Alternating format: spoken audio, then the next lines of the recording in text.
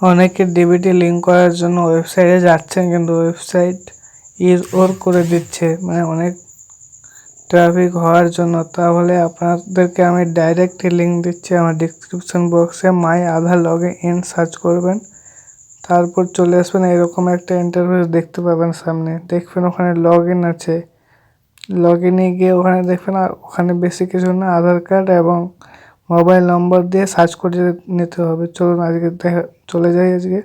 এখানে এই যে দেখছেন এন্টার আধার নম্বর, তারপরে ক্যাপশন দিতে হবে, ক্যাপশন দিয়ে মোবাইল নম্বর দিতে হবে, ওটিপি আসবে, ওটিপি দিতে হবে। চলো আমরা আধার নম্বর দিয়ে দিই, আধার নম্বর আর ক্যাপশন দিয়ে দিলাম। এবার লগ ইন উইথ ওটিপি করবো। ওখানে ওটিপি আসবে আপনার যে মোবাইলের সঙ্গে লিঙ্ক করা আছে। এখানে একটু আসতে সময় লাগতে পারে, ওটিপিটা আসতে সময় লাগতে পারে। চলে আসছে, ওটিপি চলে আসলো।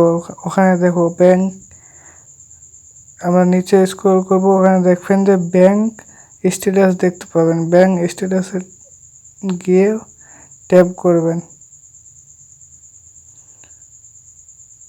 ওখানে গিয়ে ট্যাপ করবেন। এরকম স্ট্যাটাস দেখবেন আপনার আধার নম্বর এবং আপনার কোন ব্যাংকের সাথে ডিবিটি লিঙ্ক করা আছে ওখানে দেখাবে।